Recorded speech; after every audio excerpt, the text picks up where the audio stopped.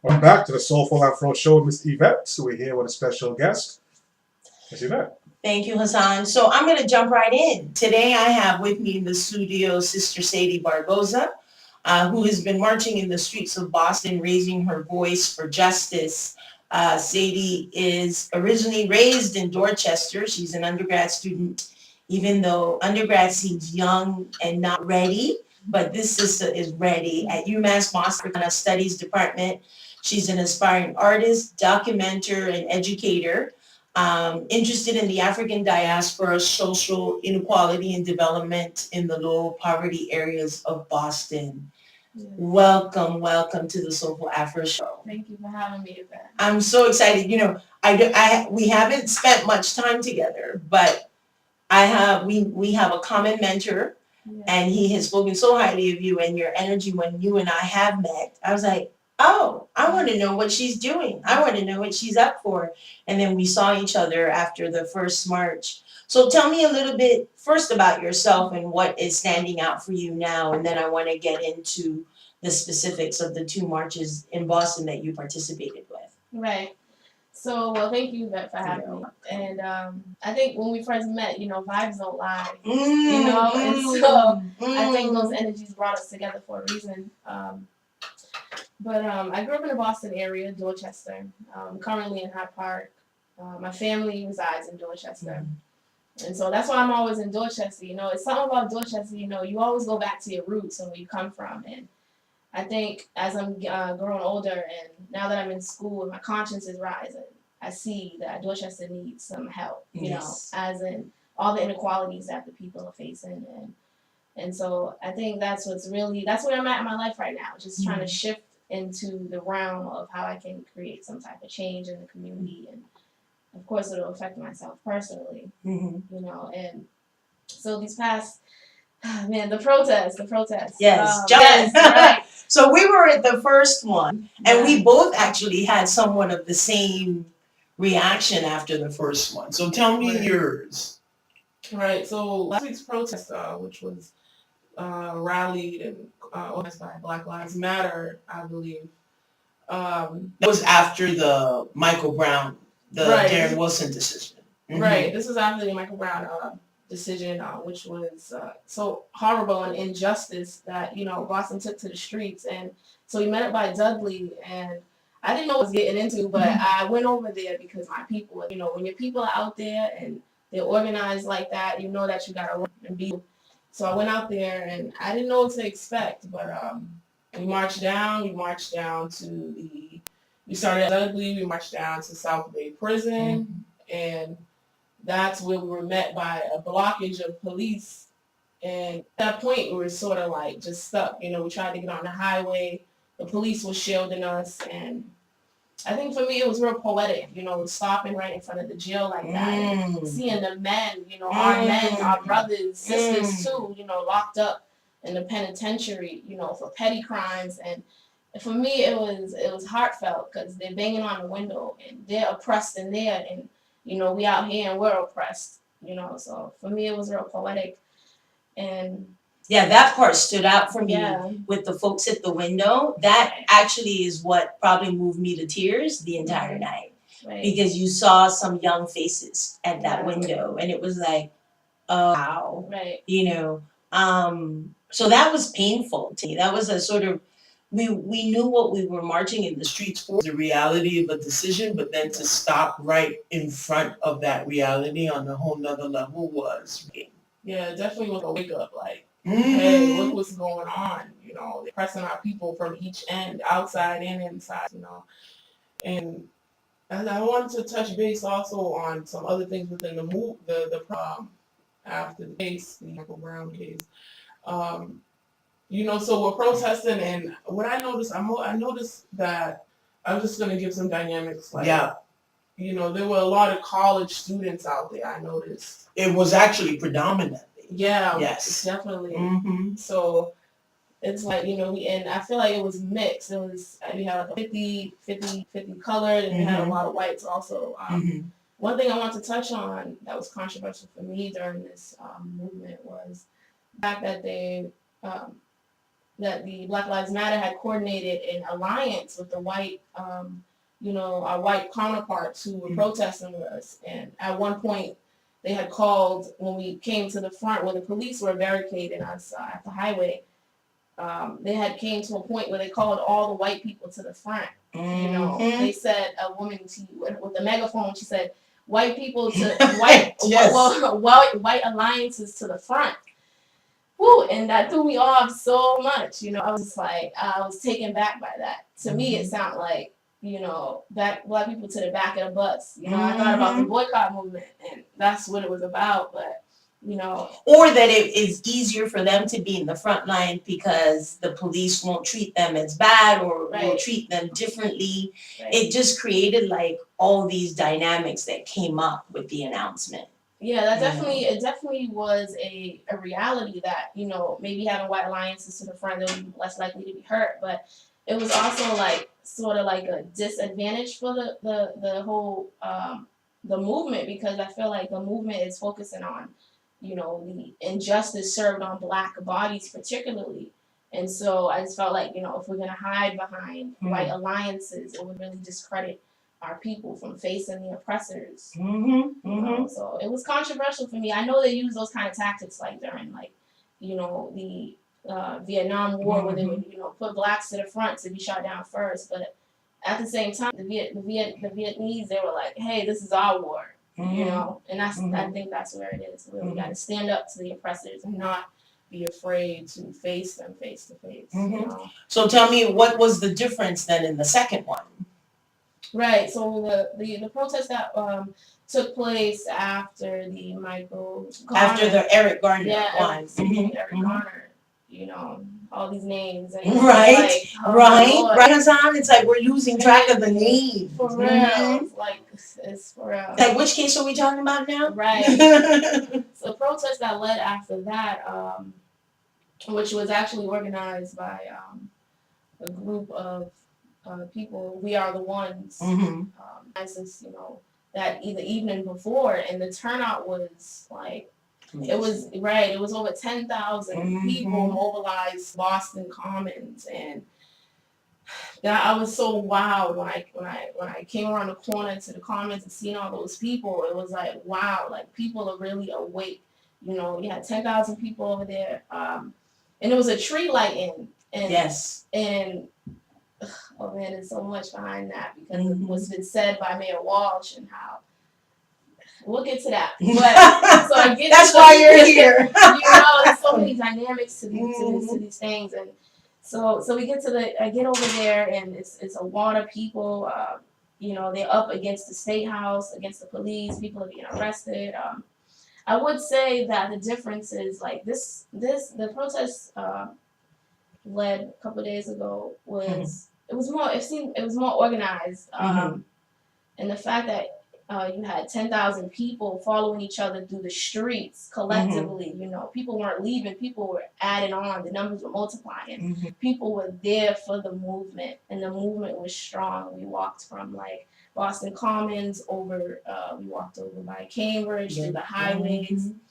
People are always like, oh, why you go to the highways? Why are you even out there? Go home, protest from your couch. I heard that was the worst one. That's not us. Said, whatever. But it shows a strong message for me that we're awake. My generation, we're awake and we're aware and we're tired. Yeah. And then what it showed too, there is an intergenerational thing happening, because even those that were part of the civil rights movement and those in between, I am older than you, and for me, it's like everybody needs to be awake. Everyone right now felt this one.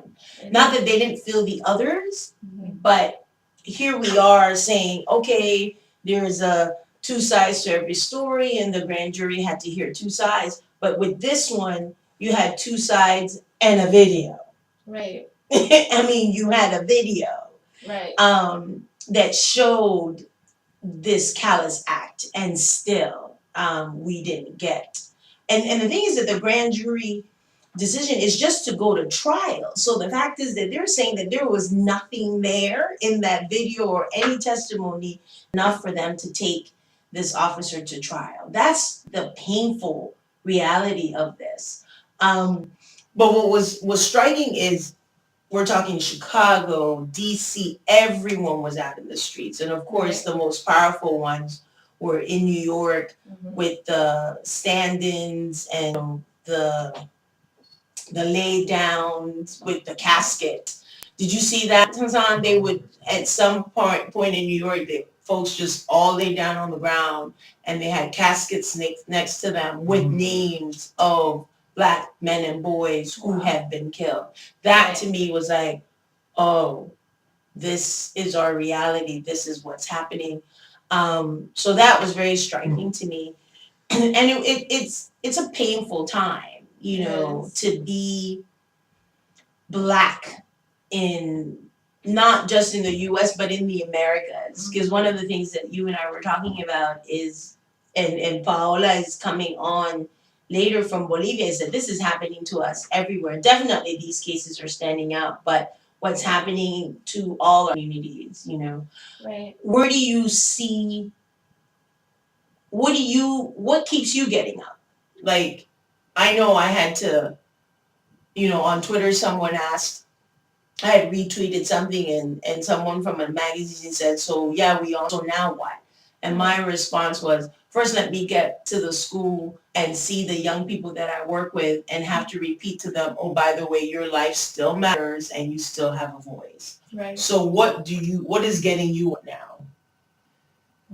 I would say, you know, I would say that after those, both those protests, physically and I was tired. You know, my body ached, my mind was like, what's next? And my spirit was taken. But, you know, at the same time, I was empowered, like just to be, you know, be a part of something so big and be driven by all those energies. Like the other night at the protest on Thursday, you know, there was one point where there was two young African American girls leading a crowd of maybe 1,000, you know, and that's the kind of things that keep me going, to see that during the state of emergency that, you know, people are really banding together. And I think that's what's been keeping me going, the people around me, the positive people, the people who are like, we're not going to give out, we're going to fight, you know, and just being supportive, you know. I think that's the people, the people. And that's why I chose that song. It's like, it the people, because to me, it's how we keep that going. So someone calling.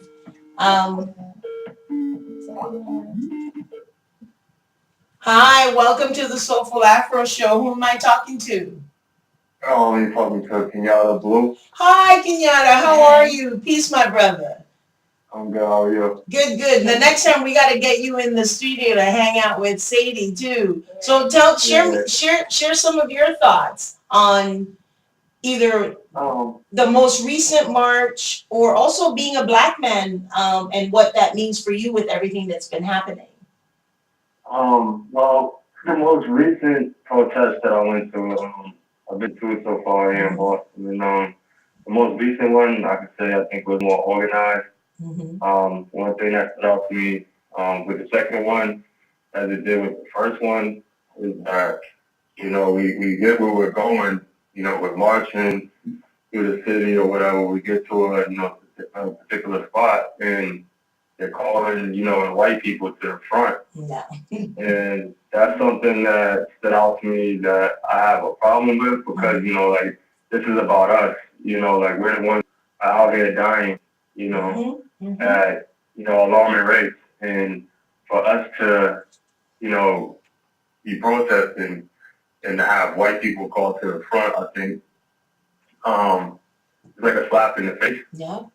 You know, it kind of, for me, it kind of defeats the purpose. Like, I know a couple of times, like, it kind of, you know, affected my energy a little bit. You know, and then I'm also out there, you know, there's things that I have to say, you know, and, you know, there's also, you know, white people telling me what to say, how to act, you know, what to do, and I just don't, you know, I just don't agree with that. And what about the second one? The second one, like I said, I think the second one was a little more organized. You know, didn't understand going to, like, you know, the State House or, a dying in that city hall when there's no one there. Okay. You Yeah. know, there's no one to really see what we're doing. They'll watch the news and maybe see it, but I mean, I think we have to do things, when things are really going on. Yep. Yeah. So we can, be seen, so we can heard. Yeah. The way that. By the folks that need to really start about addressing this and changing the policies and really making the shift that they need to make. Yeah, like I think that we need to, like it's really, as black people, to just start demanding things. There's a lot of things that, I feel that are due to us, like we still never got all 40 acres in Yes, we have. things like that. Like I'm not expecting anybody to give us anything. Like I'm willing to work for whatever it is that I'm asking for, but at the same time, it's just not fair to us because other people have been reimbursed or have received reparations for the treatment that they, received in the past. Like Indians, Jewish people, they've been, they received what they were told they were going to be given. So, and have gotten apologies for things that we have still yet to receive. Exactly. Like, they received reparations, and they've been, Indians have reservations, and these are things that we were never given. Like once slavery was over, we were pretty much on our own, and, we were set back, So I just feel like now, is the time for us to really start demanding things, stop asking and being so passive and submissive about it and really start demanding things because, we just, the way we've been treated throughout the years is just like, it doesn't make any sense. Yeah. Before you go, tell me, what is it feeling like personally for you as a black man right now? Right now, like, it's scary, because you go outside and you don't know who you're going to encounter as far as the police are concerned. Like, this is nothing new, plenty of times just walking down the street, going to the store, something like that. I've been harassed by police, or even if they're not saying anything, they're doing it with their eyes, they're watching your movements. Like just last week, I was walking down the street with my cousin and one of my friends. The police are driving up a one-way street. They turn around and come down the street, and they ask us, like, is everything all right? But they're really just profiling us. Basically. But I think once they saw that, we were just going about our business, we're not, into anything illegal or, doing anything suspicious. They just, went about their business. But I just feel like, as a black man, like right now, it's kind of scary. And it's, I'm a little angry about what's going on. The fact that, it's not really being, people are talking about it, but I mean, this is really a state of emergency right now. Yes, yes, it is. And it needs to be treated like that. And another thing, as a black man, that I'm a little offended by right now is, we have this slogan going, Black Lives Matter.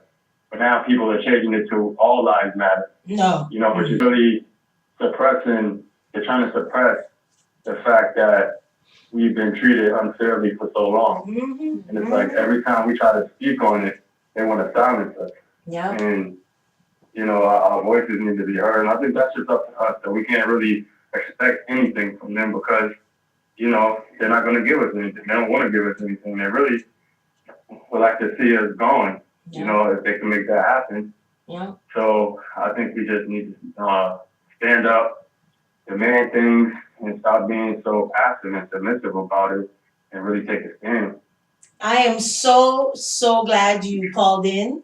Thank you so much. And I'm extending an invitation already today for you to come back into the studio because I think you have so much to share with our audience, and so does Sadie. And this is what this show is about. It's about talking about the soulful happenings in the community, and our souls are being challenged and tapped in a way that is shaking us all up. And we need to figure out how to balance ourselves back and be able to sort of get up and move with what we have, knowing that what is around us is not necessarily seeing us in our human light.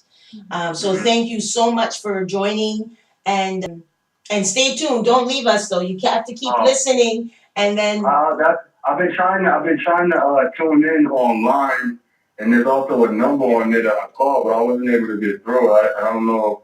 And the link that says the link for me to listen is just sending me back to the same page, so it's not really sending.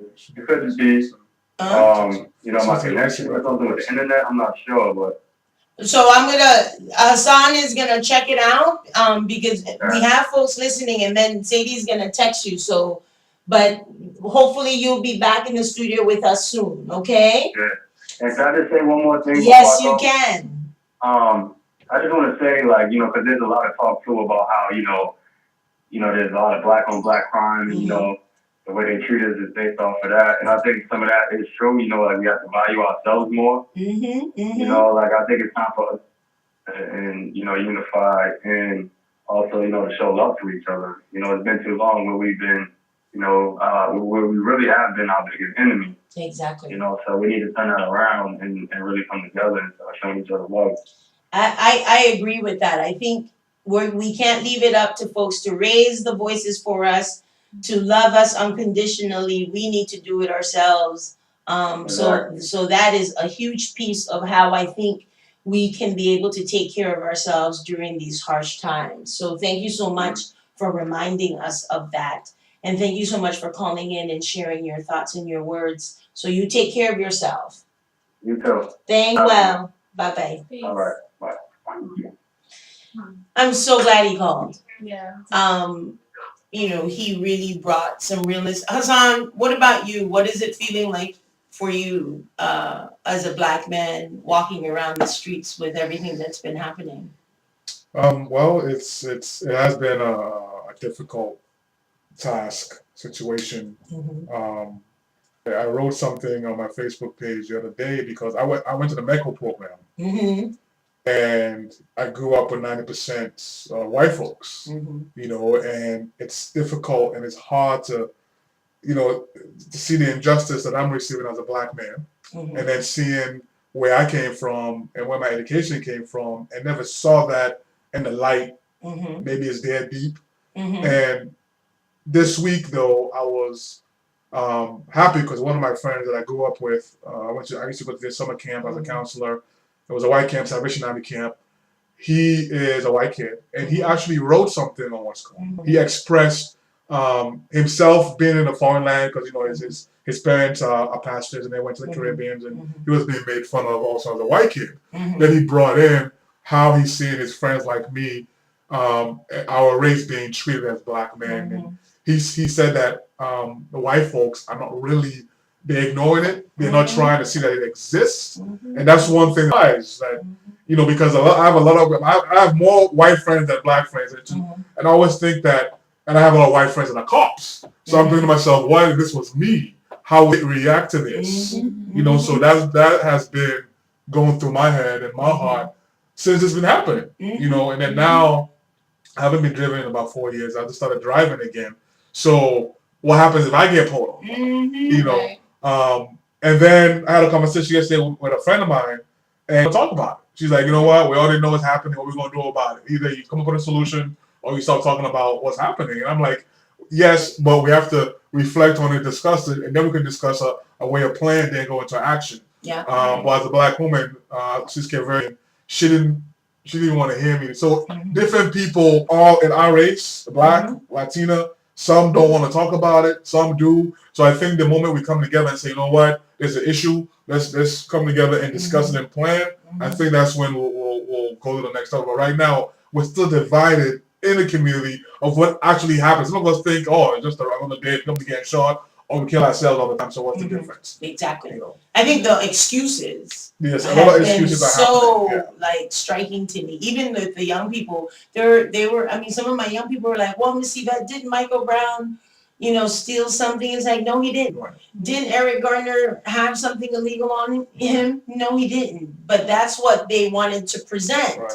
And then it already goes into our minds, and people fall for it to the point that then be like, no, that's the brainwashing, and that's the plan that they have for us to think of each other in that way. and fall for each other in that way. But my whole thing, this week I saw some postings by white friends and classmates and teachers that were really painfully bothersome to me, because it was sort of this, it's not that bad, it's easy for us to come together. And the fact is, like I was sharing with Sadie, and I wrote a new poem yesterday, is that they don't see us as human beings. These two police officers have described these two men as demons and giants. And that's not human terms. So they don't see them as human beings. So for us to come to the table, or to ask Black men to come to the table with those kind of police officers, is for the police officers to first see them as human beings, to then be able to hear them. Every Black man I know has strategic survival procedures of when they get stopped by a police, where they put their hands, how they respond, because there's been such bad incident. So, Sadie, some last thoughts before we go to a break. I mean, you heard Kenyatta's partner, and so do you have to worry about him? Definitely, it's like, I gotta worry about him, my nephew who's of Latino descent, and my brother and my uncle and myself. Exactly. As a woman, and it's like, it's hard. It's like, even for how we dress, it plays into everything, and so it does bother me every day, and that's why I feel like I've taken on this energy to be part of the movement and to try to make a change, or to try to change someone's perception. I heard Hassan mention race, and that stood out to me because I think people are ignoring the race factor. Not everyone, but people are, including our president, ignoring the race factor, in that this is a Black issue here and abroad. And I that's what I'm doing. I'm glad you invited me here to have this conversation, because it keeps me open to exposing the truth and trying to just bring people along to the movement, and to really try to change things politically, community based, however we can. For me, I'm at the point that who's not talking about this and not engaged, or doesn't feel this pain, I want to know what's wrong with them, because what is wrong with you, because it is so in our face. Well, let me just jump in here real quick as a Black man. Can we look at, I think the situation has been dissolved or limited because of Obama. Why I say that is because the mindset is, well, we have a Black president. So if he was a different color, I think there might be more calls to the situation that's happening. But was this planned? Was this planned that, okay, we're going to have a Black president, so now we, as whoever they are, we're going to start killing, dissolve, whatever they're doing, so it will be less attractive to the eye, because what they see is a Black president. There's a Black president in the White House. So it's not that bad, because we elected him. Yeah, and they haven't allowed him to do anything. Right. And he hasn't been really able to be the president I think many of us think he should be, because they are not. But is that what they wanted? They just wanted a face. Yeah, like there was an article that was written a few years back that they've made it so hard for him to do anything, because when he's out of there, they're going to say, we're not going to put anything like that in there, because he never did anything. So, it's all part of the plan. It's all part of the plan. We're going to take a break. We'll be right back. Sadie's going to stay with us. We're going to come back to this issue, but we're going to take a break and bring in Paola, who's going to be calling in from Bolivia. And she will have a lot to say. It's going to be in Spanish. That segment of the show is going to be in Spanish. And then a little translation, but that's going to be a new part of the Soulful Afro show, is to do portions of the show in Spanish. So Paola is going to be back, but the song that we're playing on the show today is The People by Common. So we'll take a break and we'll be right back. So